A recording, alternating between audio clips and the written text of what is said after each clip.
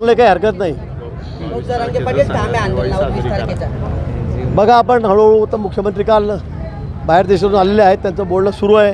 मला वाटतं यातून निश्चित मार्ग निघेल। महाराष्ट्रातली जनता फडणवीस आणि शिंदेच्या पाठीशी नाही आहे म्हणून मोदींना वारंवार महाराष्ट्राचे दौरे करावे लागत आहेत, अशी टीका संजय राऊतांनी आज सोलापूरच्या दौऱ्यावर। संजय राऊतांबद्दल खरं आता काही बोलायलाच नको, त्यांना दररोज काही ना काही नवीन त्यांना स्वप्न पडतायत। आता मोदीजी हे देशमान्य नेते, जगमान्य नेते आहेत। तुमच्या पुढे का सोडतोय? तुम्ही उद्धव ठाकरेंना घेऊन फिरा ना, देशभर राज्यभर फिरा, त्यांचाही चेहरा लोकांना दाखवा आणि एखादी जागा लोकसभेची निवडून आणून दाखवा। मी वारंवार त्यांना आवाहन करतोय, पण मोदीजींसारखं एक नेतृत्व सगळं जगमान्य आहे, देशमान्य आहे, सर्व देशामध्ये त्याचे दौरे सुरू आहेत।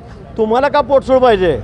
तुम्हाला निवडणुका जिंकायच्या ना, तर ही वायफाट बडबड करण्यापेक्षा जरा लोकांमध्ये जा, जनतेमध्ये जा, तुमच्या नेत्यांना घेऊन फिरा, मग तुम्हाला किती प्रतिसाद मिळतो, किती लोक तुमच्या पाठीशी आहे हे तुम्हाला कळेल।